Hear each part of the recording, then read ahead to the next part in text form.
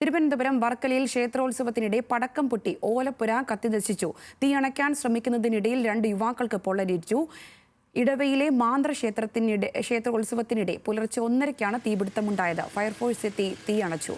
കൂടുതൽ വിശദാംശങ്ങളുമായി Hans ചേർന്നുണ്ട്. Hans, പുലർച്ചെ നടന്ന തീപിടുത്തമാണ്. എന്തായിരുന്നു തീപിടിക്കാനുണ്ടായ സാഹചര്യം? എത്തരത്തിലായിരുന്നു തീയണയ്ക്കാനുള്ള ശ്രമങ്ങളൊക്കെ നടന്നത്? ഈ പൊള്ളലേറ്റവരുടെ സാഹചര്യം എന്താണ്?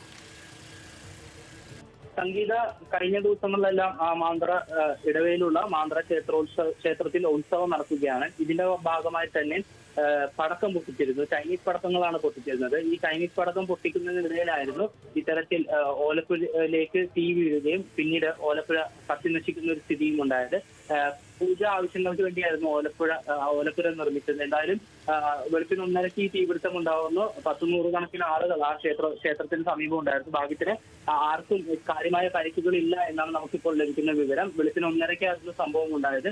ഇതിന്റെ ഭാഗമായി തന്നെ ആ സമയത്ത് ഫയർഫോഴ്സിനെ വിളിക്കുകയും നാട്ടുകാരുടെ നേതൃത്വത്തിലും തീയണയ്ക്കാനുള്ള ശ്രമമുണ്ടായി. ഈ ശ്രമത്തിനിടയിലാണ് വിഷ്ണുകുമാർ, നവാസ് ഖാൻ എന്നീ 2 യുവാക്കളുടെ കൈത്തണ്ടയിൽ പൊള്ളലേൽക്കുന്നത്. ഇവരുടെ പരിക്ക് ഗുരുതരമല്ല. ആ സമയത്ത് തന്നെ ഇവരെ വർക്കല താലൂക്ക് ആശുപത്രിയിലേക്ക് മാറ്റി ചികിത്സ നൽകിയിരുന്നു. നിലവിൽ അവരുടെ സ്ഥിതി ഗുരുതരമല്ല. അതിനോടൊപ്പം തന്നെ പുലർച്ചെ തന്നെ വർക്കലിൽ നിന്ന് 2 യൂണിറ്റ് ഫയർഫോഴ്സ് എത്തിയാണ് തീയണച്ചത്. സംഗീത. ശരി ഹാൻസ്.